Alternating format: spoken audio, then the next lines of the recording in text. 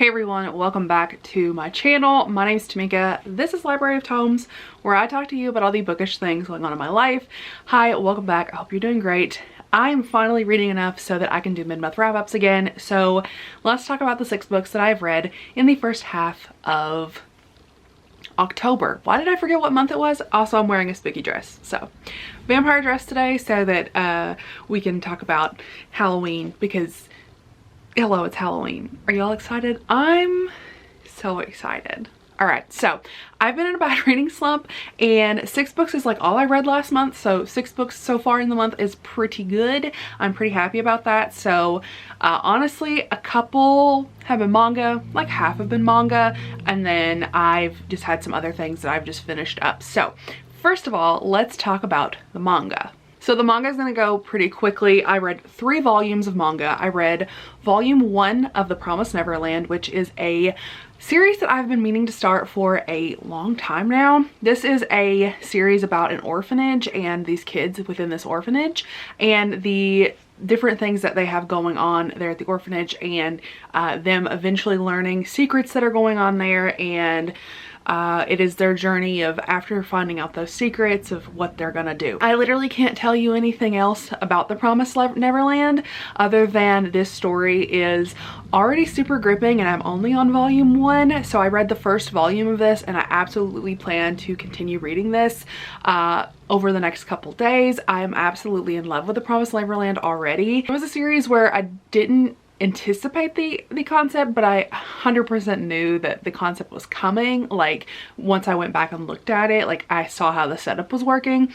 It's such a good setup and it's such an interesting premise, and I literally can't tell you anything other than it's about these children in an orphanage ranging from the ages of 1 to 12, and at 12 years old they get adopted, and it is just super entertaining and you will be on the edge of your seat reading it. I gave the first volume 5 stars and I highly anticipate the next volume 5 stars and continuing to enjoy the series. So then I read volumes 2 and 3 of Blue Flag, which is a manga series that I cannot get enough of. This is such a cute series. This is like a love quadrangle. This is following this group of 4 high school students as they're coming of age and kind of learning who they are, learning their sexualities, and just really figuring out who they are as people, how they work together, developing their own feelings, and learning who they care for. The first volume we are following are 4 main characters, and one of the heroines has a crush on one of the heroes and enlists the other hero to help her get a relationship with this other character.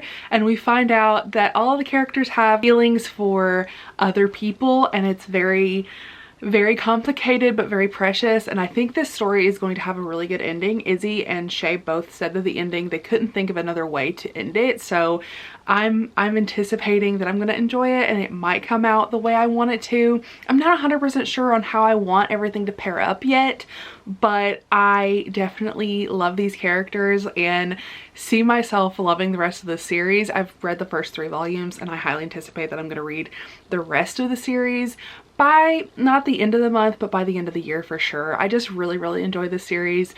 I'm going to be sad to see these characters go, but I also am just having so much fun with it that I think I'm still gonna, I'm gonna make my way through it pretty quickly. So then I read Sleigh Bells Ring. This is by Jody Griffin. This is a novella and this is literally just Santa smut. It's about a reindeer shifter who is Vixen, I think she's Vixen, and Santa Claus, and they have a BDSM relationship. There's a BDSM club at the North Pole. That's literally what it is. It was good reindeer smut. Never thought I'd say that. Never thought I'd be here telling you some Santa Claus smut to recommend you, but it was cute. It was fine. I didn't hate it. I actually quite enjoyed it, and that says a lot for someone who doesn't like just smut. So if you want to read some Santa smut, this is one I do recommend. It was really short. I think it was like less than 30 or 40 pages, so I guess technically it was like a short story. I don't know, but it was fine. It was cute. It worked. I enjoyed it. I would read it again, maybe. Probably not, but that's not the point. I give this like, I think I left this unrated, but it would be like a 3 if I had to rate it. Like, it was good. Like, it was, I did not regret reading it. at all. And then I read 2 other romances this month. I read Hairpin Curves, which was a very precious sapphic friends to enemies to lovers relationship. This one is a road trip between these 2 girls who are invited to their old friend's wedding, and this old friend doesn't know that they're actually enemies now, and they had a huge falling out, and one of the girls decides that she wants to try to go to the wedding, but she doesn't have any money to like fly there, so she enlists the other girl to go on a road trip with her, and they have this beautiful, adorable road trip where they rekindle their friendship and eventually rekindle something deeper than that. We get to kind of dive into their past and the things that drove them apart, and just the way that they felt about one another, and they get to explore their sexual identity with each other and the way that they feel about each other sexually. It was just it was a beautiful story, and their emotional bond is so cute, and just there's the only one bed trope. There is so many good uses of toys in here. Like it was very good.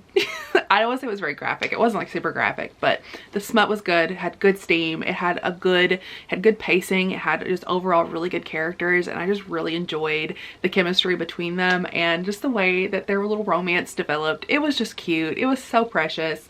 It was the sapphic romance I needed. I'm never gonna shut up about sapphic romances. Y'all know this. So yeah, I loved it. It was so cute. And then I have a really disappointing one, which was really sad because I really wanted to love this. I got an Ark Hard Drive, which is by Shay Connor. This was a sapphic softball romance, which if y'all didn't know this, hi, my name's Tamika. I used to play softball. All I want in my life is a sapphic softball romance. I absolutely adore softball, man. I love it. I want it in the book, but I also want the softball players to fall in love. And this is a sapphic softball romance where our heroine is a softball player. She's like a really good softball player. She is a pitcher for the college team, and this other heroine we have, the love interest, is a like a tech whiz. She is like redoing people's computers and their other things, and her brother actually recommends this girl that she has a huge crush on, who is the pitcher at the softball team, to come to her whenever her laptop crashes. So they end up striking up a bargain of like she helps her fix the laptop, and then the girl insists that she's going to take her out for dinner, and they just immediately hit it off, and she has no idea that, you know, is this a date? Like, is she actually interested in me, or is this just like paying me back for, you know, taking care of the situation for her? And it turns out it's a date, and that she actually has feelings for her. She is attracted to her, and she wants to form a relationship with her. But the issue is that our main character has a reputation of just having like casual hookups and no long-term relationships, and our other heroine, that's what she wants. She wants a long-term relationship.